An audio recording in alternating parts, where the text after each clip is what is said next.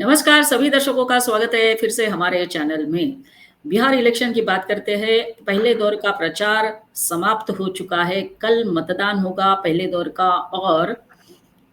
वहाँ की जनता डिसाइड करेगी किसकी सरकार लानी है। जैसे देखा हमने कि पहले प्रचार के दौरान काफ़ी सारे स्टार नेता जो है अलग-अलग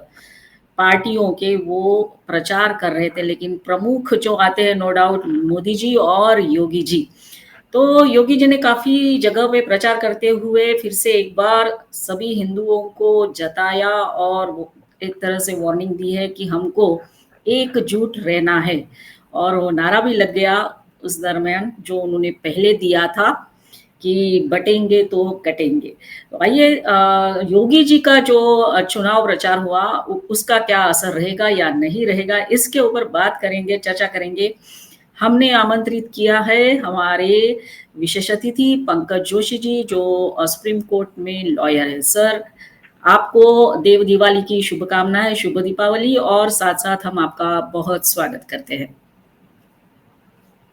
जी, नमस्कार मैडम और आपके सभी व्यूअर्स के लिए भी नमस्कार। आपको भी देव दीपावली की बहुत-बहुत शुभकामनाएँ और कार्तिक पूर्णिमा की भी शुभकामनाएँ। आपके सभी व्यूअर्स के लिए भी बहुत-बहुत शुभकामनाएँ। ये सर। सर, पहला जो है फ़ेज़ है कैंपेनिंग का वो खत्म हो चुका है। कल मतदान है और योगी जी ने जो कुछ भी कहा वो क्या असर करेगा? देखिए, माननीय मुख्यमंत्री योगी जी के लिए एक बात कही हुई मुझे याद आ रही है। जब हमारे महाराष्ट्र में जब चुनाव चल रहे थे, तो उस समय शरद पवार जी ने एक बयान दिया था कि सब कुछ अच्छा चल रहा है यहाँ और जैसे ही उत्तर प्रदेश से योगी आदित्यनाथ जी आए और उसके बाद सब कुछ बदल गया, पूरा गेम चेंज हो गया। तो जो हमारे माननीय मुख्यमंत्री जी की जो लोकप्रियता और जो विश्वसनीयता जो दूसरे प्रांतों में, दूसरे प्रदेशों में जो है और जो आम जनता से जो कनेक्ट जिस तरह से होती है, तो इस बात को विपक्ष के नेता बखूबी मानते हैं और वो इस बात का प्रभाव जिस तरह से चुनावों में पड़ रहा है, इस बात को वो पूरी तरह से एक्सेप्ट भी करने लगे हैं कि अगर योगी जी आए तो फिर चुनाव जो है वो अब हमारे पक्ष में नहीं आएगा। निश्चित ही वो उनकी क्रेडिबिलिटी के आधार पे और उनकी प्रभावशीलता के आधार पे वो भारतीय जनता पार्टी के पक्ष में चला जाएगा। तो आज अब माननीय मुख्यमंत्री जी ने बिहार के कई लगातार वो जो है अपनी रैलियाँ कर रहे हैं। बैकुंठपुर में की है, लखीसराय में की है और अपना दीघा में की है, मोहिउद्दीनपुर में की है। तो सभी जगह और वो सभी जगह जनता से कनेक्ट हो रहे हैं, अपनी बातें रख रहे हैं और उनकी रैलियों में जो भीड़ उमड़ के आ रही है, वो निश्चित ही एक बिहार के लिए और एनडीए के लिए खास करके एक संजीवनी बूटी का काम कर रही है और निश्चित ही वहाँ अभी तक यही देखने में लग रहा है कि एनडीए शायद मजबूती से अपनी सरकार बनाएगी। ये सर। सर, ये जो फिर से उन्होंने कहा है कि हम सब साथ रहेंगे तो सेफ रहेंगे। तो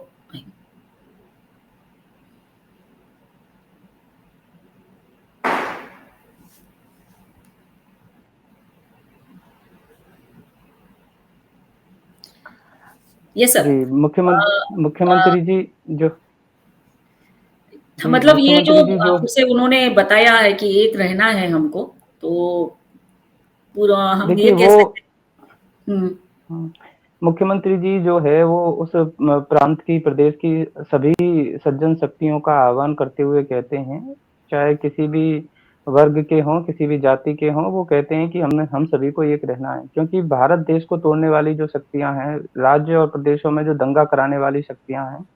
वो कहीं न कहीं इस तरह की घटनाएँ चाहे नशा की हो, वासना की हो, चाहे अपराध की हो, वो इस तरह की घटनाओं को अंजाम देने में लगी रहती हैं और उसका प्रभाव जो है वो एक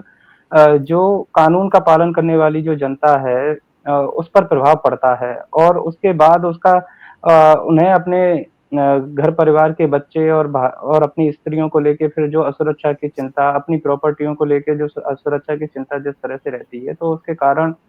फिर उन्हें बड़ी उस पेशोपस की स्थिति में, असमंजस की स्थिति में होता है क्योंकि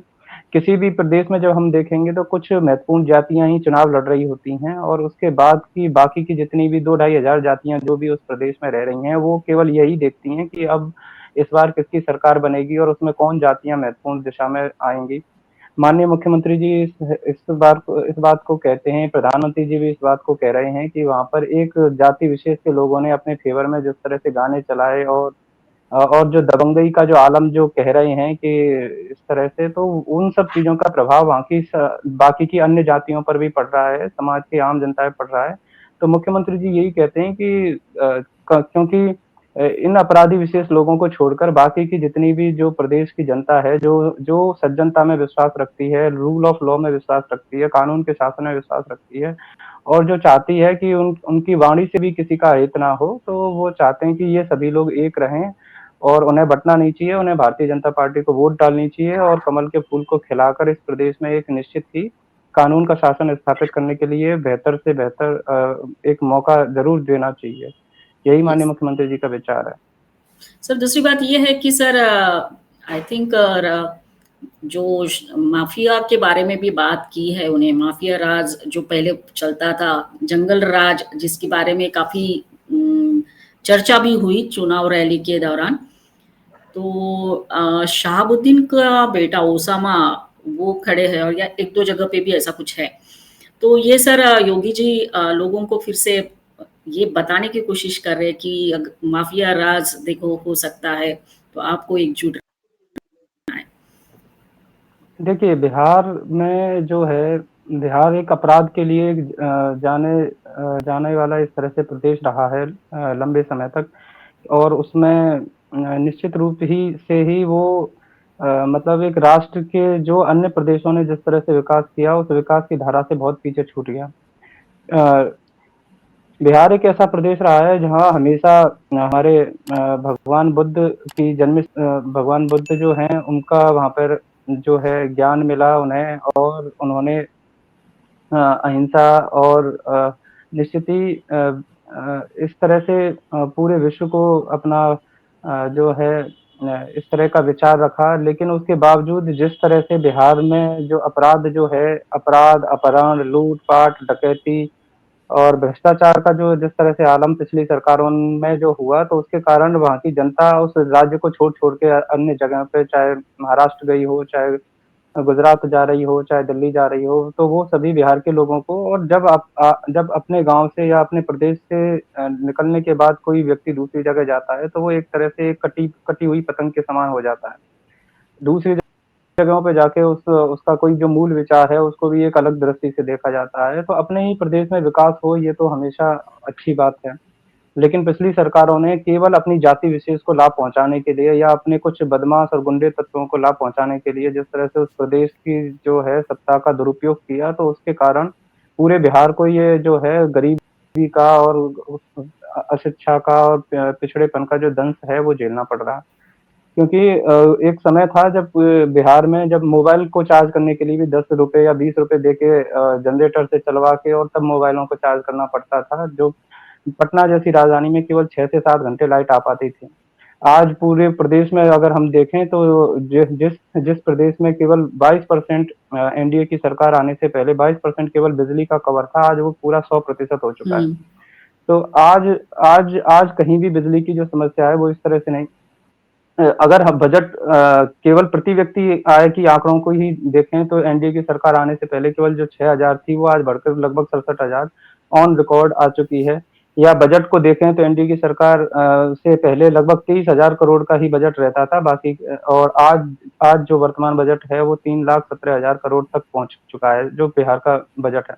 तो इन सभी सरकारी आंकड़ों पर ही दृष्टिपात करते हुए हम देखते हैं कि बिहार ने प्रगति की है, लेकिन चूंकि पुराने जो दंश हैं वो एक निश्चित समय के बाद ही उभर पाते हैं, क्योंकि किसी भी परिवार के साथ जो भी अहित होता है उसमें पीढ़ियां लग जाती हैं, तब जाके उस अगर किसी के साथ कोई अहित हो रहा है तो वो कई पीढ़ियों तक याद भी रखा जाता है और वो होता भी है। तो यस। पिछली सरकारों में जो भी अहित हुआ है, तो इस बात को तो वोट डालते समय वो सभी मतदाता हमेशा याद रखेंगे कि कहीं से फिर से जंगल राज या फिर से कहीं इस तरह से कोई माफिया जो लोग हैं वो चाहे बिहार की जेलों में ही बैठे हों, कहीं वहीं से वो शासन करने ना लग जाएं। तो यस। इस बात का तो बिहार के मतदाता विशेष ध्यान रखेंगे और बिहार के मतदाता अधिक से अधिक संख्या में मतदान भी करेंगे। और माननीय मुख्यमंत्री जी जिस तरह से वहाँ अपील कर रहे हैं और उनकी अपील पे निश्चित रूप से वहाँ के मतदाताओं में भारी जोश और वो दिखाई दे रहा है और उसका निश्चित रूप से ही एनडीए के पक्ष में काफ़ी जो है वो पलड़ा जो है भारी दिखाई निश्चित रूप से चुनाव के रिजल्टों में ज़रूर देखने को मिलेगा। जी सर, जैसे आपने बात की सर कुछ माफिया जो है या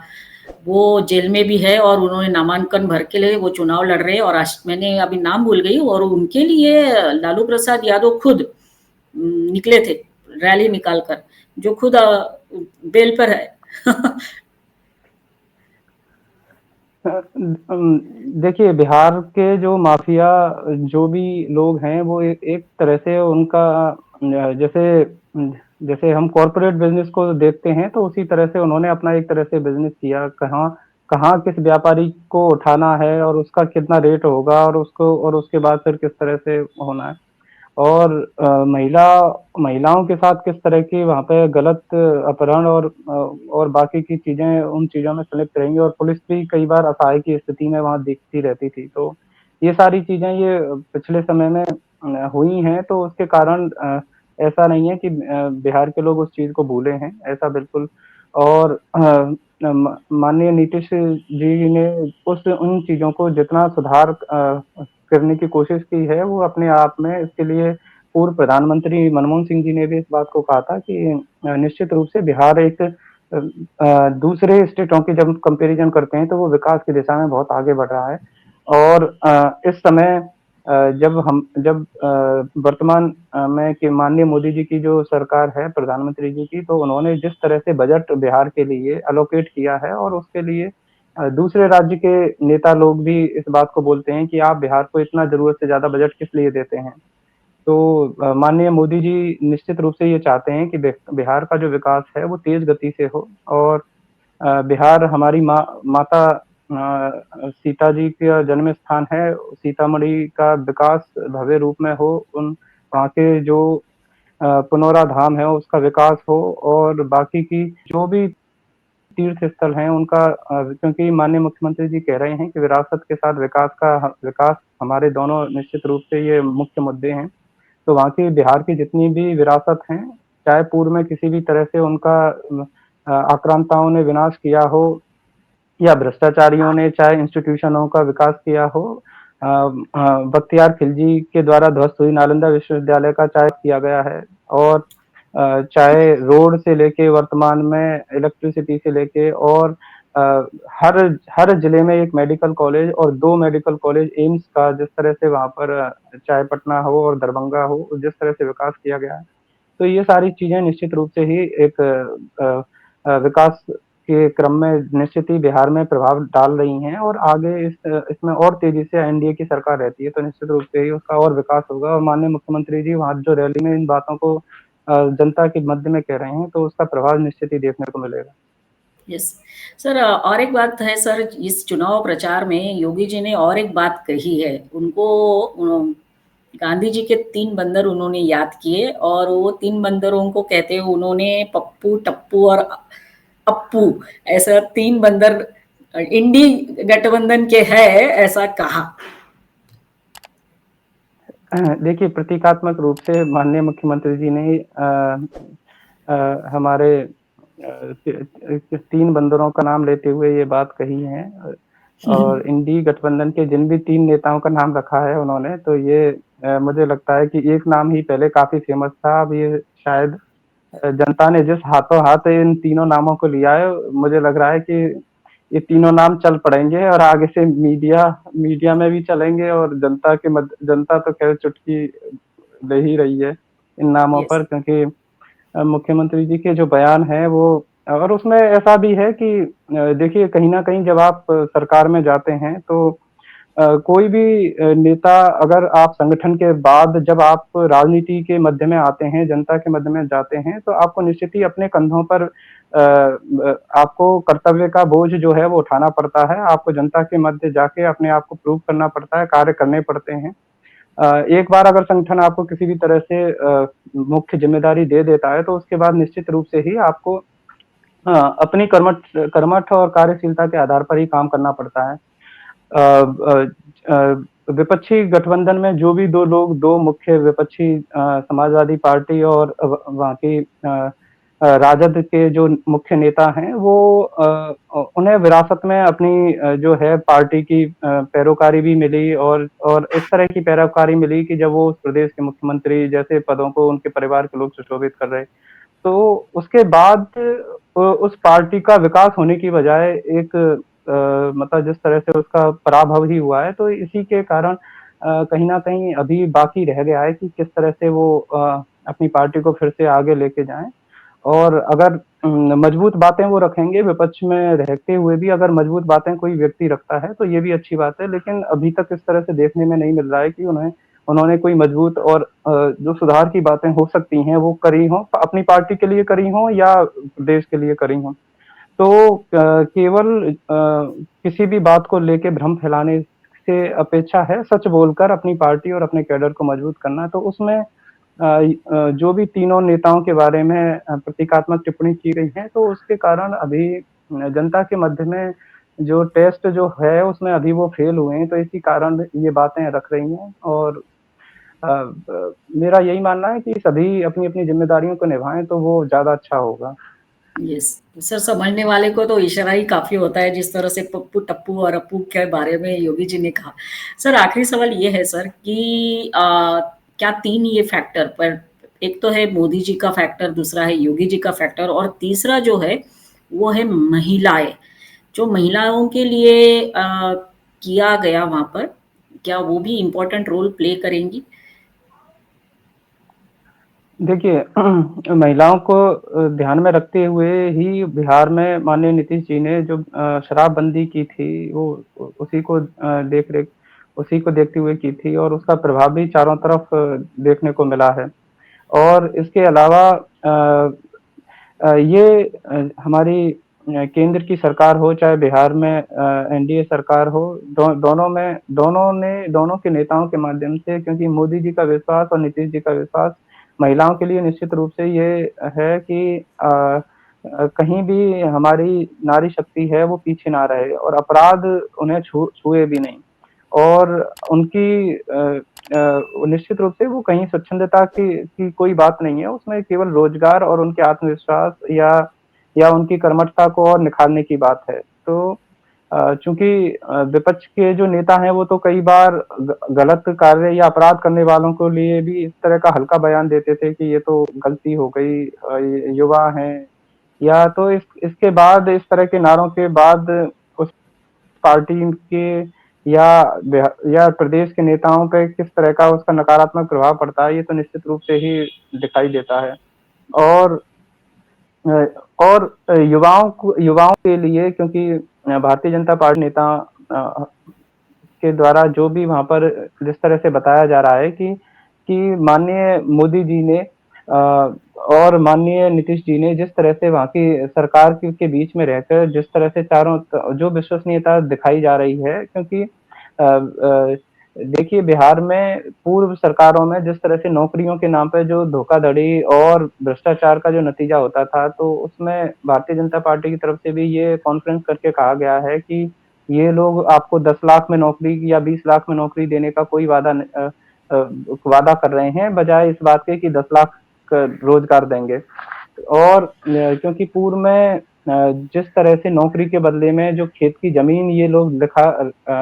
लिखा लेते थे और उसके बाद फिर उसमें कई तरह की जो भी लीगल प्रोसीडिंग चल रही हैं, वो उसमें कई चुनौतियों का सामना करना पड़ रहा है। तो अभी अभी जिस तरह से ये बयान भी मीडिया में आ रहा था कि राजद के जो नेता हैं वो कह रहे हैं कि हम हर घर तक पार्टी को पहुँचाएँगे, तो उसमें भी भारतीय जनता पार्टी की तरफ से मीडिया कॉन्फ्रेंस में आया है कि ये ऐसा नहीं है कि ये आपके घरों को भी वापस लेने का इनका जो है वो इस तरह के हैं। तो इस तरह की मीडिया में आपस में पक्ष-विपक्ष के द्वारा एक-दूसरे के लिए बातें चल रही हैं और अब ये देखना भारतीय मतदाता को है कि कौन सही है, कौन गलत है और किसके फ़ेवर में ज़्यादा जाना चाहिए क्योंकि अ, ए ये संदेश कहीं न कहीं तो पूर्व की सरकारों का जा ही चुका है भारतीय उन उन बिहार के मतदाताओं के बीच में कि कहीं न कहीं कुछ कमियाँ तो रही हैं। और यस। जिसके बाद जो उनकी सरकारें रही हैं और उसमें फिर से ऐसा नहीं है कि फिर से इनकी सरकार आई तो फिर भी वही चीज़ें ही इस तरह की रहीं, तो जिसके कारण वहाँ के मतदाता इस पेशोपश में तो हैं कि कहीं फिर से हमसे गलती ना हो जाए। तो इस बात के लिए हमारे प्रधानमंत्री जी ने भी मुज़फ़्फ़रपुर में अभी बड़ी रैली की है और मोदी जी लगातार जनता के बीच में जा रहे हैं और हमारे माननीय मुख्यमंत्री जी भी तो वहाँ के इस समय मेगा स्टार हैं अ, और जिस तरह से वो जो वहाँ के युवाओं में, महिलाओं में और वहाँ की जनता के बीच में जाके जोश भर रहे हैं, वो निश्चित रूप से ही उसका प्रभाव बिहार के चुनाव पे निश्चित ही देखने को मिलेगा। यस। तो ये तो सर अब 14th नवंबर को पता चलेगा जब रिजल्ट्स आएँगे, लेकिन ये भी हम कह सकते हैं कि महिलाएँ सोच रही है कि उनके लिए क्या-क्या इम्पोर्टेंट है और सबसे पहली बात तो है सुरक्षा, और इसीलिए शायद कल भी मोदी जी ने ऑनलाइन महिलाओं के साथ संवाद किया, क्योंकि जो माफिया राज में क्या होता था ये सबको पता है। तो ये भी एक बहुत बड़ा एक फैक्टर रहेगा। ये तो अब कैसा होगा ये तो आने वाला समय बताएगा, 14 नवंबर को पता चलेगा। Sir once again sir thank you very much, आप हमारे साथ जुड़े। और सभी दर्शकों को हम कहना चाहेंगे कि हमारा आज का ये वीडियो ज़रूर देखिए, लाइक करिए, कमेंट करिए और शेयर करिए, और हमारे चैनल को सब्सक्राइब करते रहिए। जैसे कि आज देव दीपावली है, साथ-साथ गुरु नानक जयंती भी है, तो सभी को हमारी तरफ से शुभकामनाएँ। ये प्रकाश सबके मन में उजागर हो, अज्ञान का अंधकार नष्ट हो और सब तरफ खुशहाली हो, यही हमारी कामना है। Sir thank you very much once again, धन्यवाद आपका। जी, आपके सभी व्यूअर्स के लिए भी और हमारे सिख मत के संप्रदाय के लोगों के लिए भी जो गुरु नानक जी का प्रकाश पर्व है, उसकी भी सभी को बहुत-बहुत शुभकामनाएँ और हमारा भारतीय जत्था जो है वो भी इस समय वहाँ गया हुआ है और गया उन हुआ है। सभी के लिए उन सभी की यात्रा जो है वो सफल हो और भारतीय समाज के लिए, सभी के लिए देव दीपावली की बहुत-बहुत शुभकामनाएँ। आपने मुझे समय दिया, इसके लिए भी आपका धन्यवाद यस, और Jai Hind, Vande Mataram. Yes sir, thank you sir once again, Jai Hind, Vande Mataram.